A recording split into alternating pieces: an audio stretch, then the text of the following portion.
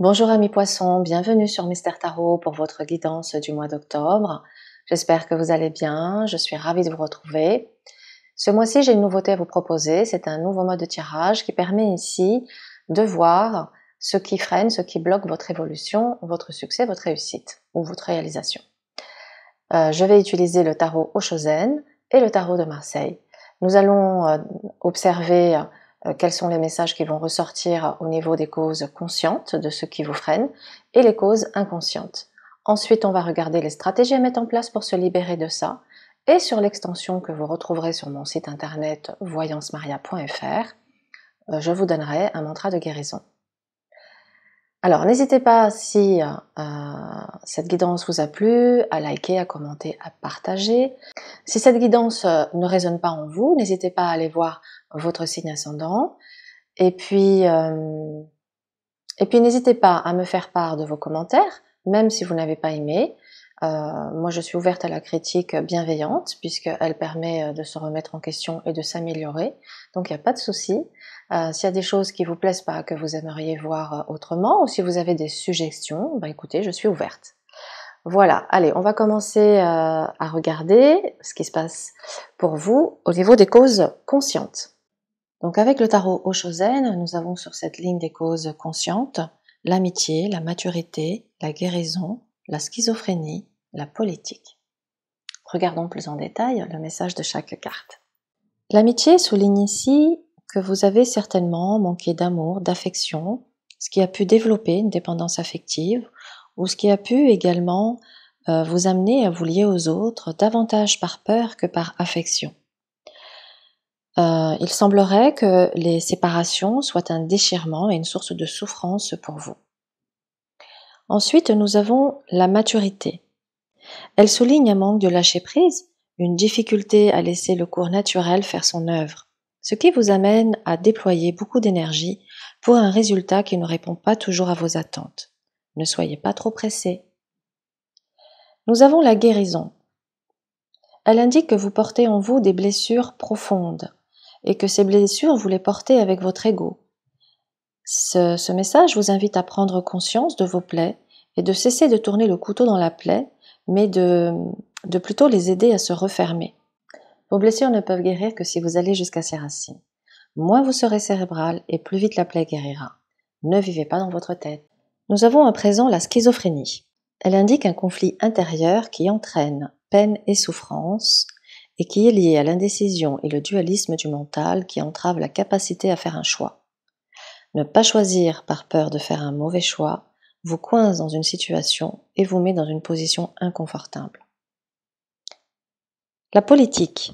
Un de vos mécanismes de défense est de vous cacher derrière un masque et de vivre une vie de façade. Votre ennemi est votre mental qui vous pousse à tout calculer ou tout planifier.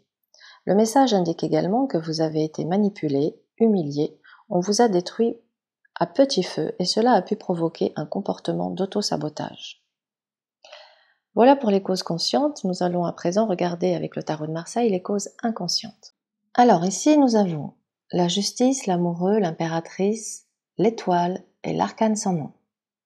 Regardons le message une à une. La justice révèle un sentiment d'injustice, un cadre avec soit un excès de règles subies ou que l'on s'est imposé soi-même, soit une absence de cadre, d'équilibre, de clarté. L'amoureux indique de l'indécision, le doute, la difficulté à faire un choix, à décider, à s'engager, mais aussi une situation où peut-être il a été question d'obligation, où vous n'avez pas eu d'autre alternative. L'impératrice nous parle de la difficulté à se gouverner, à se faire confiance, malgré les moyens intellectuels.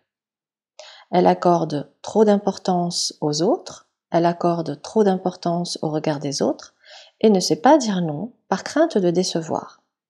Une mauvaise estime de soi vous met en position de faiblesse.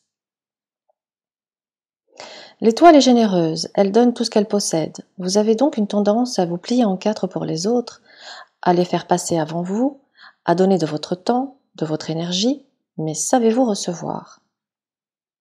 L'arcane sans nom.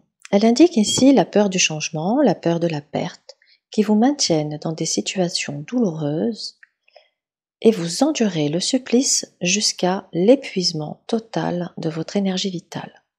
Vous avez une forte résistance au changement.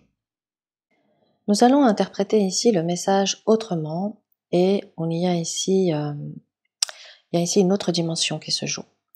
Ce message, il indique également qu'une figure féminine, voire maternelle, ne vous a pas apporté la nourriture affective dont vous aviez besoin. Possible que cette personne vous ait humilié et rabaissé.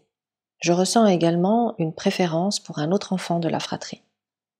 À l'inverse, nous avons ici des poissons qui ont eu une figure maternelle, qui par son amour vous a trop couvé, voire étouffé, a été jusqu'à même décédé à votre place. Cela a pu avoir pour conséquence le fait de se sentir dépendant des autres et de penser que seul vous n'y arriverez pas.